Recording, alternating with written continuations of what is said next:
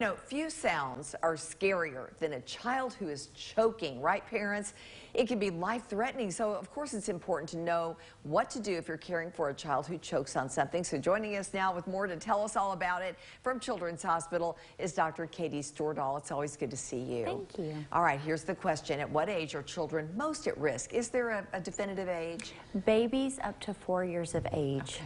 And I think intuitively for most parents that would make sense. Those are the children that need the most guidance and discipline and help when they're eating anyway. Got to watch them like a hawk. Exactly. Yeah, absolutely. So let's talk about the types of things a child can choke on. So really it can be anything, but the most common things that we see are hot dogs because of their shape, hard candies and grapes, big chunks of meat, and then other types of hard foods that maybe children don't fully chew up before they try to swallow.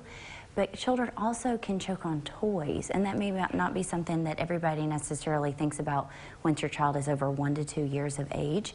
But even 3, 4, 5, and even 6-year-olds will sometimes put toys in their mouth. And so we see older children who can also be choking, and it's from a toy. Oh my goodness, and the whole thing here, I mean, we always say children are not little adults, and they obviously have a smaller trachea, so how does that affect them when it comes to choking? So their trachea, which is their airway, is much smaller in relative to the rest of their body in comparison with ours. So if you think about it, it's maybe the size of a pinky, which is tiny. So it only takes a very small amount of food or a very small object in order to obstruct their airway such that they're not getting any oxygen in or getting any oxygen up to their brain. All right, here's what do we do? What's the first thing a parent does? So most children are immediately going to start coughing, okay? And it's okay to let them cough because that cough and gag reflex can dislodge it, whether it's up in their oropharynx, in their trachea, or in their esophagus. If that continues and the child is turning red, they're pale, they're turning blue, parents need to know how to do the Heimlich maneuver, where they take a thumb, they put it in the upper abdomen directly over the stomach, take another hand over it, and they're thrusting up. And don't be afraid you're going to hurt your child. Don't be afraid because you are really trying to put in some force to thrust that out. Now for children that are a year of age and under, very small area to try to get to, and adults may have too big of hands, they could also try turning the baby over. So stomach is on a hand and the other hand is just gently giving back blows, again thrusting up, trying to get the child to cough or choke it out. Would you ever get an older child a back blow?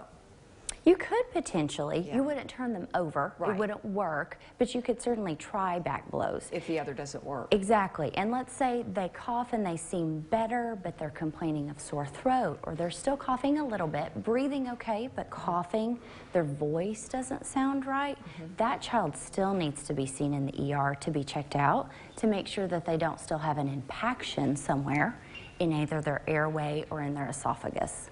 Oh boy. Okay, very quickly, we only have a few seconds left. How do we prevent this? Obvious question here. So I think that the big thing for prevention is cutting food up into small bites for little ones, and then making sure that toys are an appropriate size. So little ones should never have toys that have tiny parts or small parts that can come off, because that makes them more likely to get it into their mouth and then choke on it. And then, of course, encouraging preschoolers into kindergarten and first graders, they're just big enough, just don't put it in your mouth. Yeah, there you go. Yeah. Can't be too careful. Doctor, thank you. Thank you. And if you have a question about your child's health you'd like for us to get answered, just send me an email at wate.com. It's ltucker@wate.com. And then tune in right here every Thursday at 4 to see if we answer your question on the air.